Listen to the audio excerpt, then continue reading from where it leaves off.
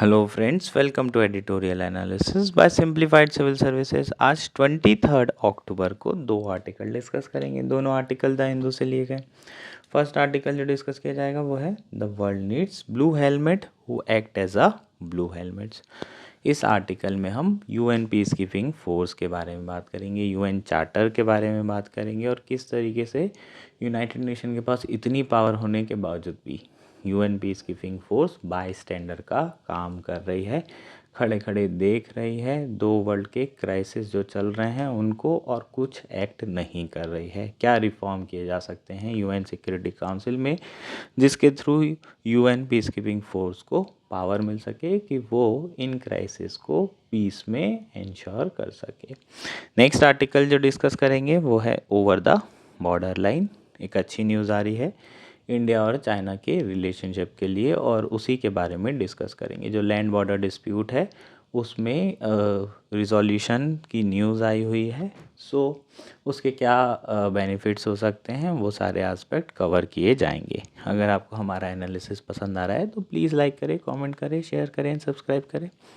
अगर आपको इसकी पीडीएफ चाहिए तो आप हमारा टेलीग्राम चैनल भी ज्वाइन कर सकते हैं जिसकी लिंक आपको नीचे दी गई होगी। मोर पे क्लिक करेंगे, डायरेक्टली लिंक पे क्लिक करेंगे, ज्वाइन कर पाएंगे। आइए शुरू करते हैं हमारा एनालिसिस। हमारा फर्स्ट आर्टिकल है the world needs blue helmet who acts as a blue helmet. यह आर्टिकल द हिंदू में आया है और GS2 IR मेंस के पर्सपेक्टिव से, प्रीलिम्स के पर्सपेक्टिव से बहुत ज़्यादा इम्पॉर्टेंट है। ब्लू हेलमेट कौन है? यूएन पीस कीपिंग फोर्सेस को ब्लू हेलमेट फोर्सेस बोलते हैं। सो यहाँ पर यही कहा जा रहा है कि जो ब्लू हेलमेट्स हैं उन्हें पीस कीपिंग फोर्स को as a peace keeper act करने की ज़रूरत है और यही वर्ल्ड में इस वक्त नीड ऑफ आर है। मतलब कहाँ की बात की जा रही है? गाज़ा क्राइसिस की, यूक्रेन रशिया क्राइसिस की। यहाँ पर piece keeping force by standard का काम कर रही है, खड़े खड़े बस देख रही है।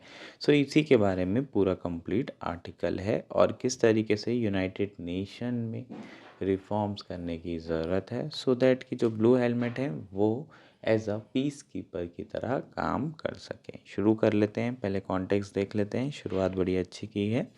Thou shall not be a victim, thou shall not be a perpetrator, but above all thou shall not be a bystander. ना ही विक्टिम होना है ना ही परपिट्रेटर होना है, लेकिन इन दोनों के ऊपर कभी भी बाय स्टैंडर नहीं रहना है। मतलब क्या है?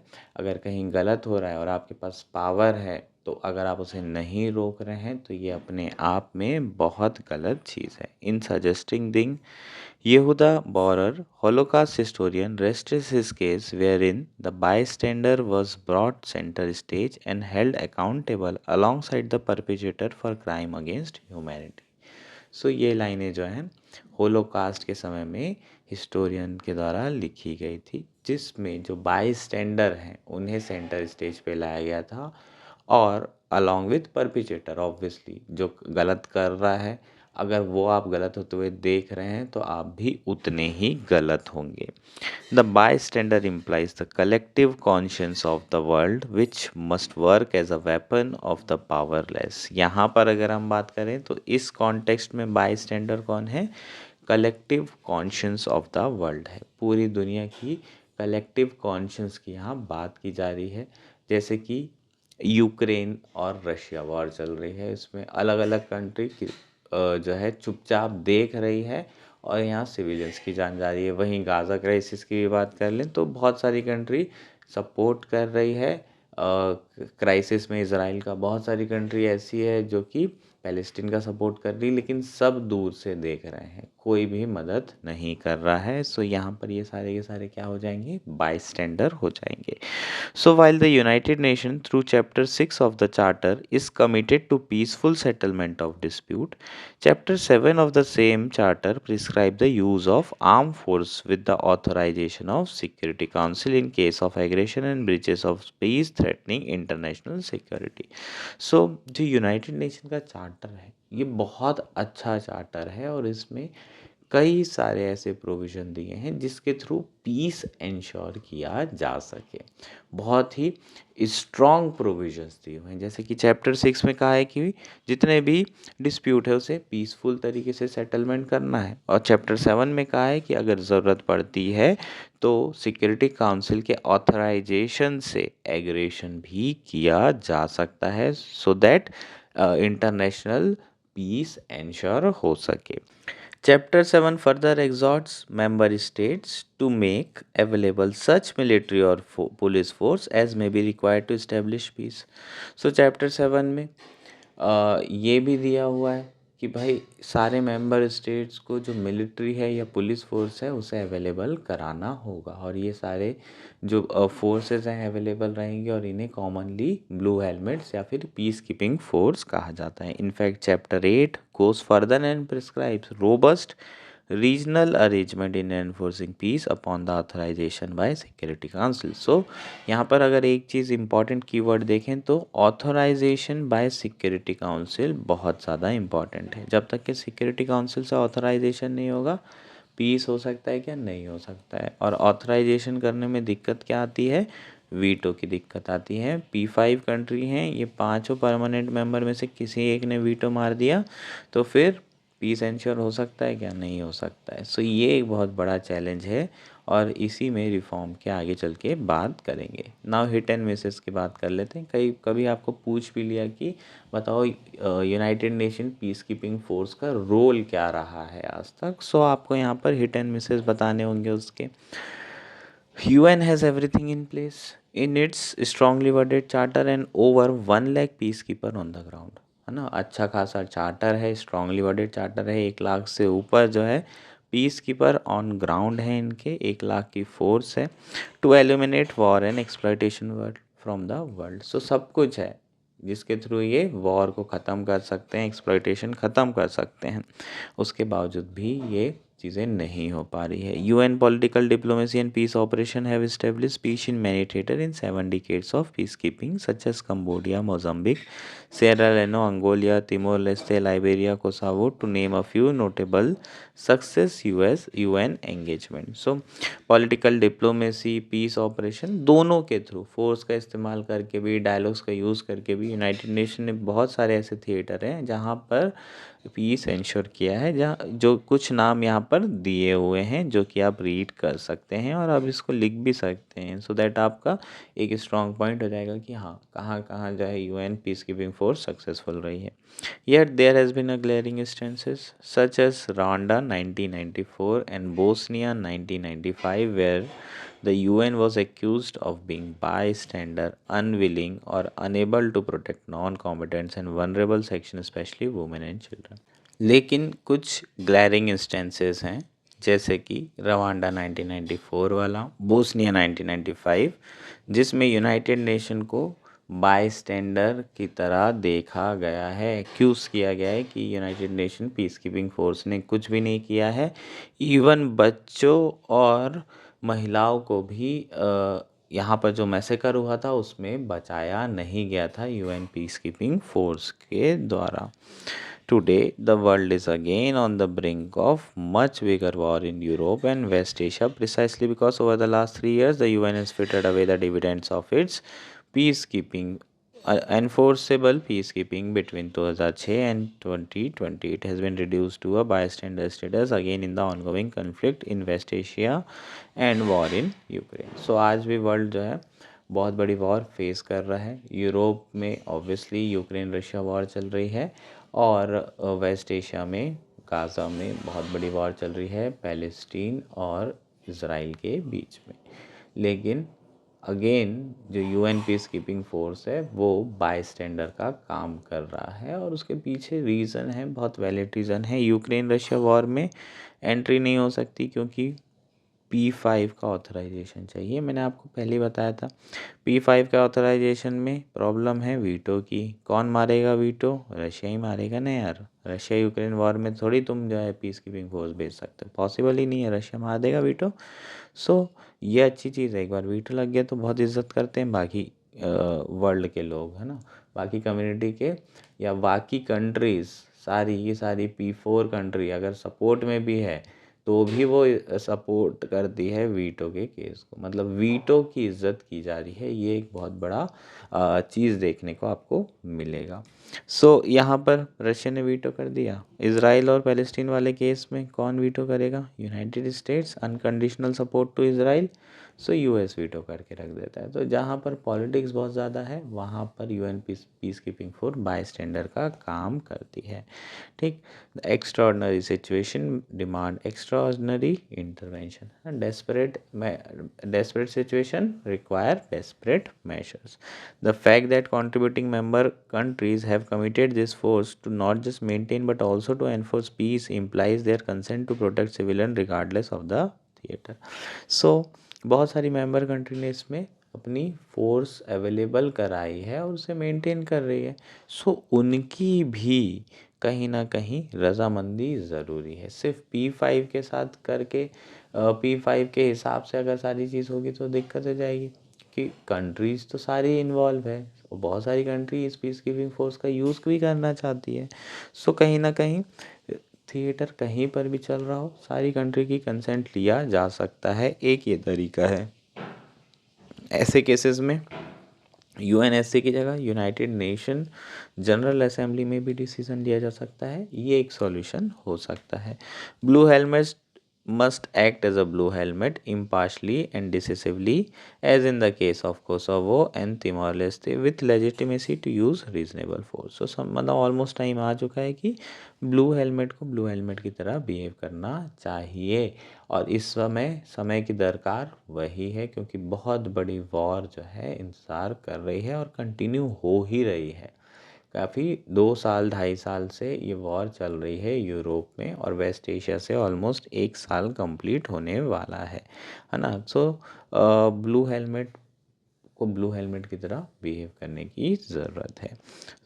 नेक्स्ट क्या है? Deployment of similar numbers in similar size geographical area of the Israel Gaza West Bank would have contained the colossal loss of life that has followed and is making a theater killing held with mounting civilian casualty।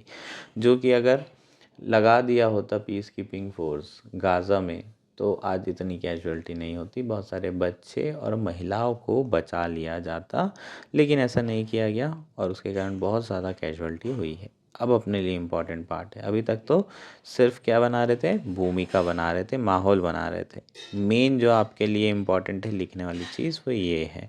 यहाँ से आप लिखेंगे the veto power of P5 the permanent security council member instead of being rock of stability for UN peace operation to stand out has more often than not acted as a millstone around the neck. The world has repeatedly witnessed the negative power of veto precisely at a time when enforcing peace has become urgent necessity in the face of threat to civilian life. So जो P5 का veto power है यार ये negative power की तरह use हो रहा है और स्पेशली ऐसे केसेस में जहाँ पर पीस इंश्योर करना एनफोर्स करना बहुत ज़्यादा इम्पॉर्टेंट हो रहा है, जहाँ पर बहुत ज़्यादा सिविलियंस की जान जा रही है। Nearly a million Tutsi civilian were killed in infamous Rwanda genocide of 1994 and 95, है ना। रांडा में जो जीनोसाइड हुआ था 1994-95 जिसमें तुत्सी सिविलियंस को मारा गया था, लगभग 10 लाख से ज़्यादा लोगों की जान गई थी। इवन फ्रेंच ने सपोर्ट किया था और जो रवांडन आर्मी को और जो मेन परपिटेटर हैं जीनोसाइड्स के उनको बेसिकली, और यूएन असिस्टेंट मिशंस जो है रवांडा में वो बाय स्टैंडर का काम कर रहा था। सो ये इस तरह के है ना चीज़ें ना हों उसके लिए हमें बदलाव करने की ज़रूरत है। This called for a reform of the security council to obviate such genocide in future by swift deployment and having decisive role for blue helmet rest on two pronged approach. So obvious है security council में रिफॉर्म की ज़रूरत है so that कि इस तरह के जीनोसाइड को ख़त्म किया जा सके और उसके लिए 2 pronged अप्रोच अपनाने की ज़रूरत है ब्लू हेलमेट को। फर्स्ट क्या है? पहले तो P5 को एक्सपांड करो, 2 कंट्री को ऐड करो, P7 करो इसे। 2 कंट्री कौन कौन सी बोल रहा है? इंडिया। ऑब्वियसली इंडिया तो ग्लोबल साउथ की वॉइस है और साउथ अफ्रीका जो कि अफ्रीका का रिप्रेजेंटेशन करेगा, तो टोटल 7 कंट्री हो जाए ताकि प्रॉपर रिप्रेजेंटेशन हो जाए। दूसरा क्या है? ये जो वीटो है यार इसको हटाना बहुत ज़रूरी है।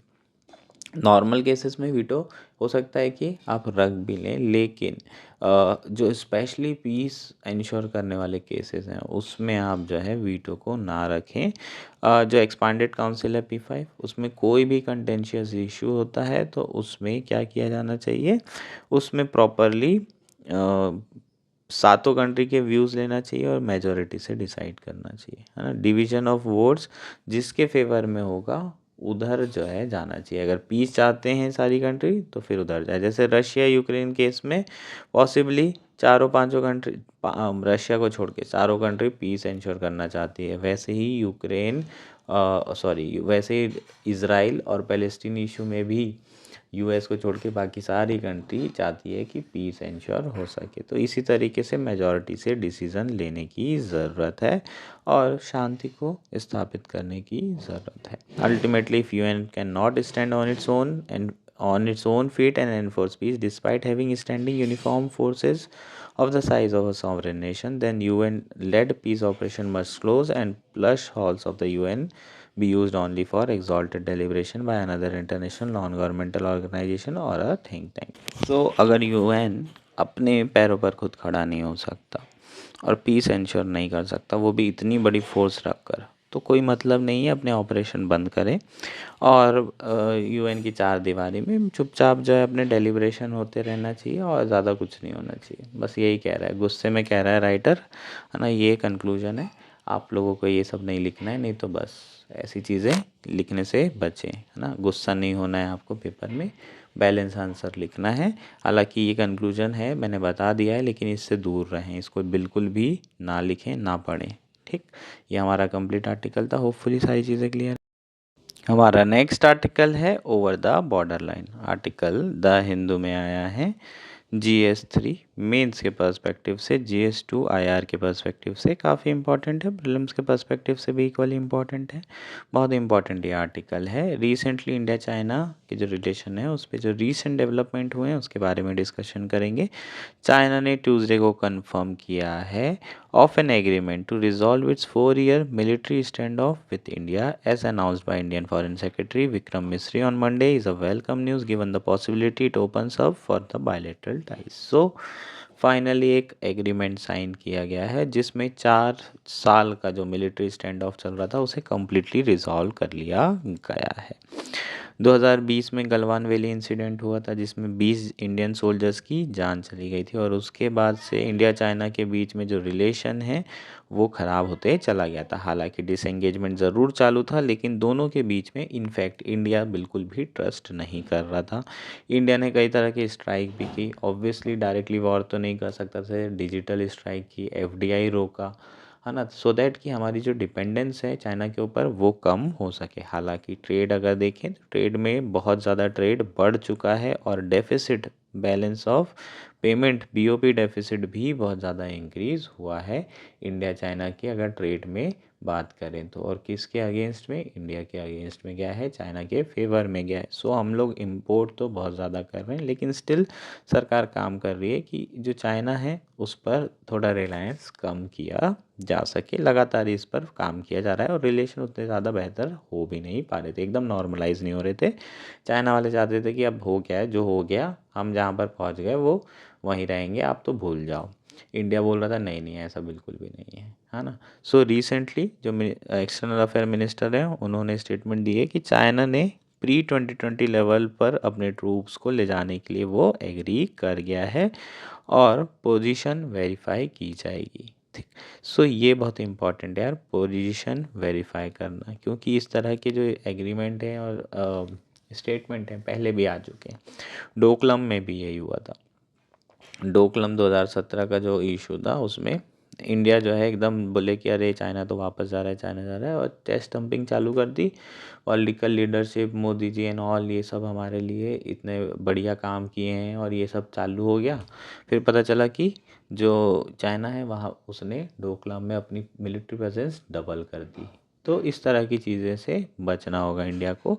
इंश्योर करना होगा कि जो pre-2020 वाली सिचुएशन है, जो स्टेटस को है, उसे दोबारा से मेंटेन किया जा रहा है। ये अनाउंसमेंट कब आया है, ये पेट्रोलिंग अरेंजमेंट, जब ब्रिक्स में रशिया से और चाइना के जो प्रेसिडेंट हैं ची से हमारे प्राइम मिनिस्टर मोदी जी मिलने वाले हैं। सो ये एक बहुत अच्छा संकेत है इंडिया और चाइना के बायलैटरल रिलेशनशिप के लिए। इसके पहले भी बहुत अच्छा खासा चल रहा था मोदी जी और शी जिनपिंग के बीच में रिलेशन। 2014 से 19 के बीच में 2 इंटेंस मीटिंग हुई थी, एक वुहान में और एक ममल्लापुरम में, अगर आपको याद हो तो।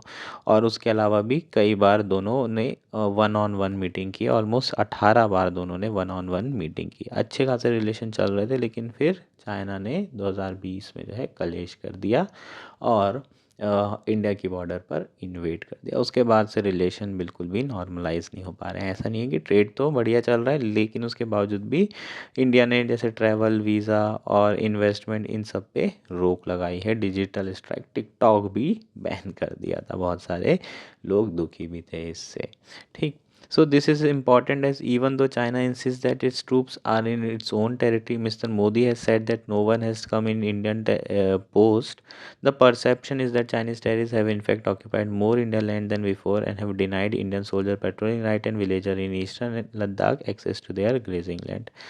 So ये जो अनाउंसमेंट है ये बहुत ज़्यादा इम्पॉर्टेंट है। और इसका रीज़न क्या है? इसका रीज़न ये है कि भाई पहले प्राइम मिनिस्टर मोदी बोल चुके हैं कि इंडिया की टेरिटरी में कोई नहीं आया, चाइना बोल रहा है हम टेरिटरी में नहीं आए। सो प्रॉपरली वेरिफिकेशन करना बहुत ज़रूरी है। जब तक कि ये प्री 2020 वाली स्टेज नहीं आती, तब तक के जो है, जब तक कि वो पहुंच नहीं जाते और अब इंडिया इंश्योर नहीं कर लेता, तब तक कि इंडिया को सक्सेसफुल नहीं मानना चाहिए इन सब सारी चीज़। इसके अलावा दोनों साइड डिस्कस कर सकते हैं, या तो पुराने जो 1993 का border peace and tranquillity agreement था, क्या इसे रिन्यू किया जा सकता है, या फिर 2013 का जो बॉर्डर डिफेंस कोऑपरेशन एग्रीमेंट है, क्या ये स्टिल होल्ड हो सकता है। सो ये दोनों चीज़ें डिस्कस की जा सकती है और रिलेशन को और बेहतर बनाया जा सकता है। ये हमारा कंप्लीट आर्टिकल था। होपफुली आर्टिकल क्लियर हो चुका है।